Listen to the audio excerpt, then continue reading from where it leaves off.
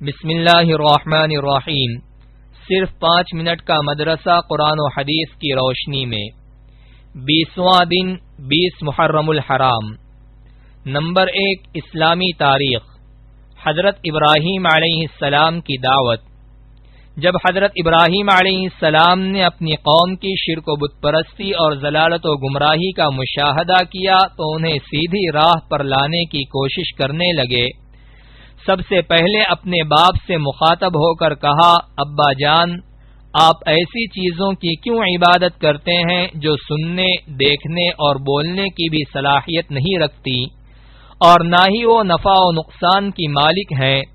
وہ چیزیں بذات خود بے بس اور لاچار ہیں، ان میں اپنے وجود کو بھی باقی رکھنے کی طاقت نہیں ہے۔ ایسی چیزیں دوسروں کے کیا کام آ سکتی ہیں؟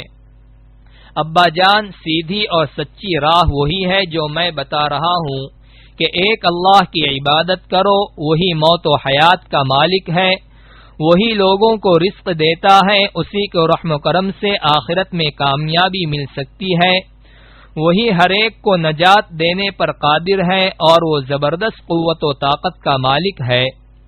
حضرت ابراہیم علیہ السلام نے اس کے بعد قوم کے لوگوں کو بھی انہی باتوں کی نصیحت کی، مگر افسوس کسی نے بھی آپ کی دعوت کو قبول نہیں کیا۔ ان کے والد نے تو یہاں تک کہہ دیا کہ ابراہیم، اگر تو بتوں کی برائی سے باز نہیں آیا تو میں تجھے سنسار کر دوں گا۔ پھر پوری قوم بھی حضرت ابراہیم علیہ السلام کے خلاف سازشیں کرنے لگی۔ نمبر 2، حضور صلی اللہ علیہ وسلم کا معجزہ، ایک اشارے میں درخت کا 2 حصے ہو جانا۔ مکہ میں رکانہ نامی ایک آدمی تھا جو بہت بہادر اور طاقتور تھا۔ رسول اللہ صلی اللہ علیہ وسلم نے اس کو اسلام کی دعوت دی تو اس نے کہا، پہلے مجھے کوئی نشانی بتلاؤ۔ تو حضور صلی اللہ علیہ وسلم نے فرمایا کہ اس کے بعد ایمان لے آؤ گے۔ تو اس نے کہا، ہاں۔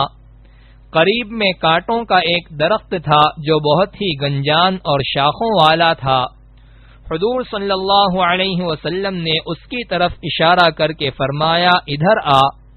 تو اس درخت کے 2 حصے ہو گئے، ایک حصہ اپنی جگہ رہا اور دوسرا حصہ حضور صلی اللہ علیہ وسلم کے سامنے آ کر کھڑا ہو گیا۔ رکانہ بولا، ایسا ہے تو اس کو حکم دو کہ واپس چلا جائے۔ تو حضور صلی اللہ علیہ وسلم کے اشارے پر وہ واپس چلا گیا۔ جب وہ دونوں حصے آپس میں مل گئے تو حضور صلی اللہ علیہ وسلم نے رکانہ سے کہا، ایمان لے آؤ، لیکن وہ ایمان نہیں لایا۔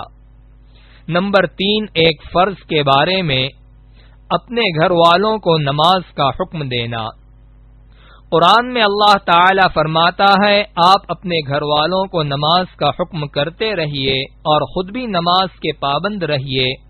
ہم آپ سے روزی طلب نہیں کرتے، روزی تو آپ کو ہم دیں گے، اور اچھا انجام تو پرہیزگاری ہی کا ہے۔ نمبر 4، ایک سنت کے بارے میں، اللہ سے رحم طلب کرنا۔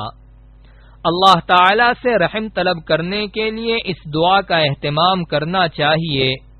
یہ دعا حضرت موسیٰ علیہ السلام نے کوہ طور پر جاتے وقت پڑھی تھی، انت ولینا فاغفر لنا وارحمنا وانت خیر الغافرین۔ ترجمہ، اے اللہ، آپ ہی ہماری خبر رکھنے والے ہیں، اس لیے ہماری مغفرت اور ہم پر رحم فرما، اور آپ سب سے زیادہ بہتر معاف کرنے والے ہیں۔ نمبر 5، ایک اہم عمل کی فضیلت، دوزخ سے نجات۔ رسول اللہ صلی اللہ علیہ وسلم نے فرمایا، جب تم مغرب کی نماز سے فارغ ہو جاؤ تو 7 مرتبہ یہ دعا پڑھ لیا کرو، اللہم اجرنی من النار، اے اللہ مجھ کو دوزخ سے محفوظ رکھیے۔ جب تم اس کو پڑھ لو اور پھر اسی رات تمہاری موت آ جائے تو دوزخ سے محفوظ رہو گے، اور اگر اس دعا کو 7 مرتبہ فجر کی نماز کے بعد بھی پڑھ لو اور اسی دن تمہاری موت آ جائے تو دوزخ سے محفوظ رہو گے۔ نمبر 6، ایک گناہ کے بارے میں، جھوٹی تہمت لگانا۔ قرآن میں اللہ تعالی فرماتا ہے جو لوگ مسلمان مردوں اور مسلمان عورتوں کو بغیر کسی جرم کے تہمت لگا کر تکلیف پہنچاتے ہیں تو یقیناً وہ لوگ بڑے بہتان اور کھلے گناہ کا بوجھ اٹھاتے ہیں۔ نمبر 7، دنیا کے بارے میں۔ دنیاوی زندگی ایک دھوکہ ہے۔ قرآن میں اللہ تعالی فرماتا ہے اے لوگو، بے شک اللہ تعالی کا وعدہ سچا ہے، پھر کہیں تم کو دنیاوی زندگی دھوکے میں نہ ڈال دے اور تم کو دھوکہ باز شیطان کسی دھوکے میں نہ ڈال دے۔ یقیناً شیطان تمہارا دشمن ہے، تم بھی اسے اپنا دشمن ہی سمجھو۔ وہ تو اپنے گروہ کے لوگوں کو اس لیے بلاتا ہے کہ وہ بھی دوزخ والوں میں شامل ہو جائیں۔ نمبر 8، آخرت کے بارے میں۔ پلسرات سے اللہ کی رحمت سے نجات۔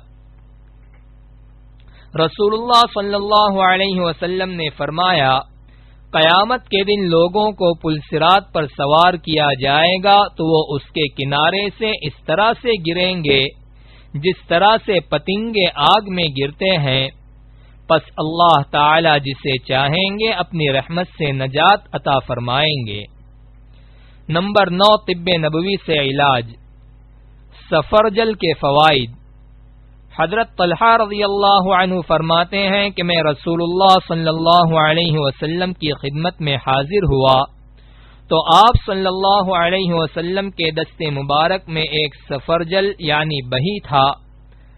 پھر آپ صلی اللہ علیہ وسلم نے فرمایا طلحہ اسے لو کیونکہ یہ دل کو سکون پہنچاتا ہے۔ نمبر 10، نبی صلی اللہ علیہ وسلم کی نصیحت۔ رسول اللہ صلی اللہ علیہ وسلم نے فرمایا میری طرف سے دین کی بات لوگوں کو پہنچاؤ اگرچہ ایک ہی آیت ہو۔